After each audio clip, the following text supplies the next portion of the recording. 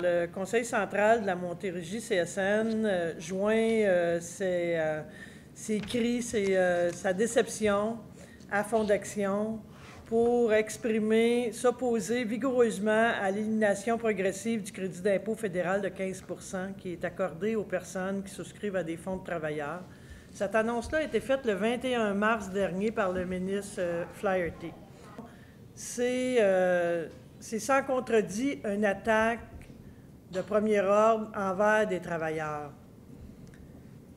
Et c'est d'autant plus vrai que dans les derniers mois, on pense que le gouvernement Harper s'attaque aux travailleurs de différentes manières. Je vais vous en donner deux exemples. En fait, vous êtes très au courant de l'assurance-emploi, hein? L'attaque, c'est une attaque frontale à des travailleurs parce que pour avoir droit, pour cotiser à l'assurance-emploi, il faut que tu sois un travailleur. Donc, c'est une attaque vraiment en ligne, sans contredit.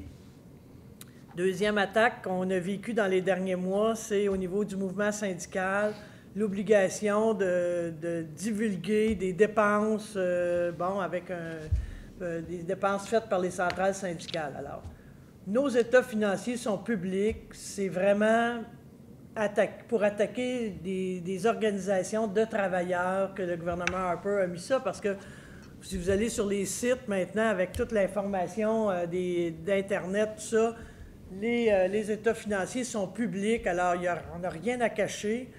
Je vais commencer par dire que la disparition du crédit d'impôt de 15 % au fédéral qui est accordé au Fonds de travailleurs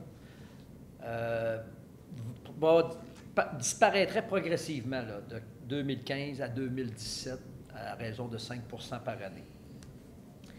Ce crédit d'impôt-là, ce que je tiens à mentionner dès le départ, c'est que le crédit d'impôt ne va pas à Fonds d'Action. Le crédit d'impôt va aux actionnaires de Fonds d'Action, ceux qui contribuent à chaque année. Donc, c'est important parce que quand la personne fait son rapport d'impôt, c'est elle qui reçoit le crédit d'impôt. Ce n'est pas Fonds d'Action. Donc, l'attaque que fait le gouvernement Harper contre le crédit d'impôt aux travailleurs, c'est aux travailleurs qui s'applique, ce n'est pas à nous. Okay? Donc, c'est excessivement important de bien comprendre ces enjeux-là. Donc, ils font des choix parce qu'ils prétendent que ce n'est pas rentable pour l'État, ce qui ne l'est pas. Ils coupent au niveau des travailleurs et des travailleuses. Ils coupent au niveau et la conséquence du non-crédit d'impôt, de la disparition du crédit d'impôt, ça va faire en sorte que les gens vont moins probablement contribuer. S'ils contribuent moins, ça engendre moins d'activité économique, donc moins d'emplois, etc.